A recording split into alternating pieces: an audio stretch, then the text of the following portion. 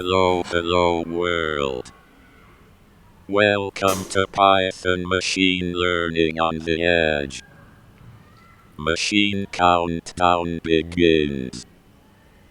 0987654321.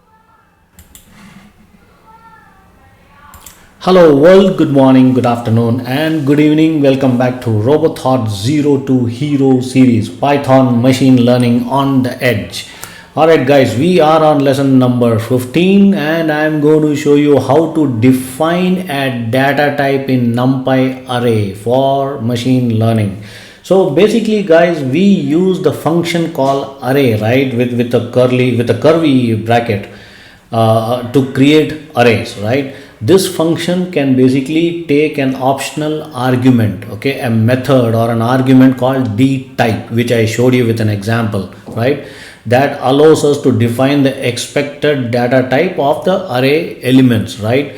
Now let me show you another method how to use that s, right? So let's get into our Jetson Nano, and I am already logged in. So let me show you how that example works. It's gonna be pretty interesting, and if you have any questions, you can obviously reach out to me, leave a comment. So let's import our good old Python library called NumPy.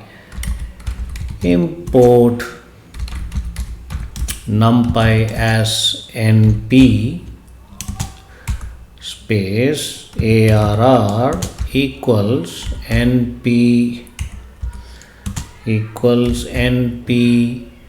dot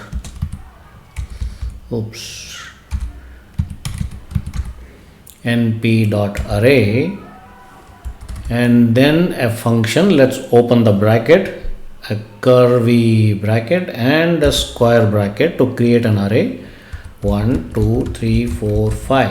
Okay, and what we need to do, we need to come out of that square bracket and put a comma, and we will ask for the d type, that is your data type. Okay, d type equals, now put a quote, single quote, and put a s. All right, and now let's say print arr, and since we are calling a special function, we need to print again, print arr dot d type.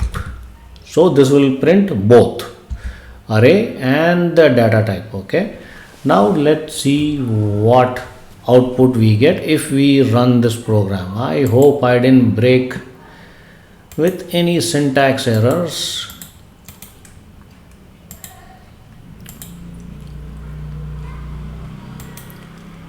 Run Python file in terminal, and there you go, you are getting your entire array as b1 b2 b3 b4 b5, and you also get the s1. If you want to see the list of what that I, u, m and n stands for, go back to my previous video. I put the entire list in the description below. You will get an idea of how to read through that and get an idea how to code into your IDE. Alright guys, so this is how it works, and I will get back to you soon in the next video with more interesting stuff. Stay tuned.